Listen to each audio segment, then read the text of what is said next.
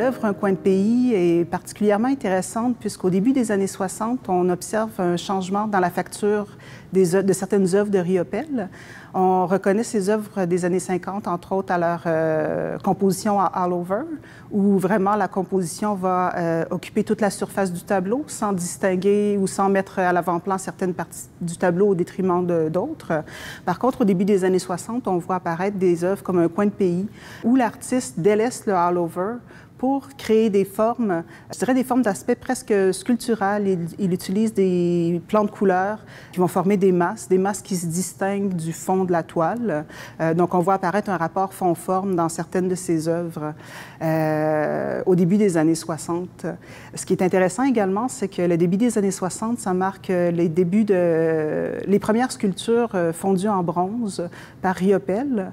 En 61, il va faire une série de petites sculptures. En 62, il débute des sculptures de plus grand format, comme La Défaite, La Victoire et le Sphinx.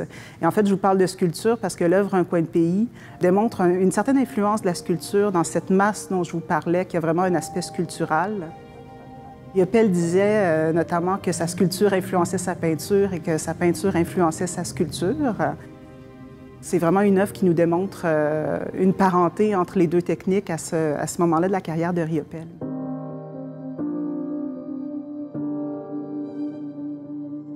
Les restaurations des tableaux Riopelle sont pas nécessairement compliquées en soi. Il y a beaucoup de restaurations qui sont beaucoup plus compliquées, mais à cause de la taille, des dimensions et des matériaux utilisés par Riopelle, ça devient compliqué.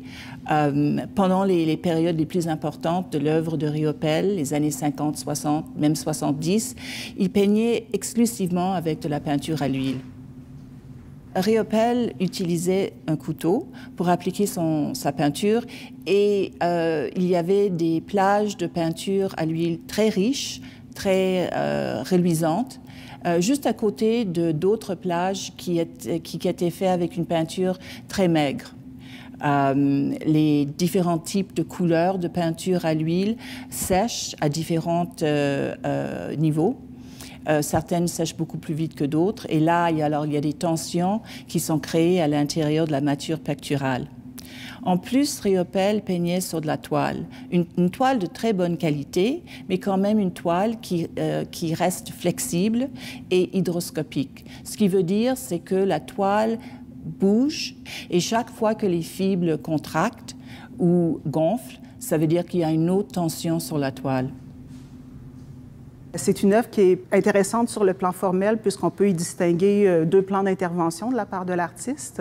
On a derrière, en arrière-plan, on voit apparaître des touches déposées à la spatule qui présentent un certain empâtement, alors qu'on a un deuxième niveau où on voit apparaître au centre de l'œuvre une écriture qui est beaucoup plus calligraphique, beaucoup plus dynamique. Donc ça vient vraiment animer la composition en son centre. Une des premières choses qu'on aime faire pour les tableaux de Riopelle ou tous les grands tableaux, c'est de s'assurer qu'il y a des mesures de conservation préventive qui sont faites au dos du tableau. Alors, la première chose qu'on fait, c'est qu'on pose un dos protecteur, qu'on attache, qu'on visse au dos du châssis. Et souvent, surtout lorsque les tableaux voyagent, on met un type de support secondaire entre la toile et le dos protecteur. Et lors des déplacements en camion et en avion, la toile ne vibre pas parce que ce qui arrive normalement, c'est qu'il y a une vibration de la toile. Alors, comme ça, on atténue toutes les possibilités de mouvement de la toile. Et si la toile bouge moins, ça veut dire qu'il y aura moins de tension sur la couche picturale et moins de craquelures qui vont se former. Parce que c'est surtout pour les Riopelle au niveau des craquelures qu'il y a un problème. Les craquelures en soi ne sont pas nécessairement dangereux pour le tableau, mais s'il y a des tensions répétées à un endroit en particulier, la craquelure va s'approfondir et il y aura une écaille de peinture qui va se soulever.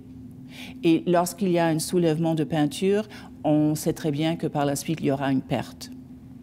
Alors, ce qu'il faut faire, c'est qu'il faut choisir un adhésif. Il y a plusieurs qu'on peut choisir, souvent à base de résine synthétique. Et travaillons de préférence à plat. on glisse, on laisse tomber un peu d'adhésif là où la peinture est soulevée et en utilisant un peu de pression, un peu de chaleur, ça dépend de la peinture qu'on essaie de refixer à la surface et avec un peu de poids par la suite pour garder le contact entre l'écaille de peinture et la toile, on le refixe. Maintenant, on peut espérer pour un coin de pays que lorsqu'on fait ce traitement et qu'on refixe toute la peinture, par la suite, il y en aura beaucoup, beaucoup moins.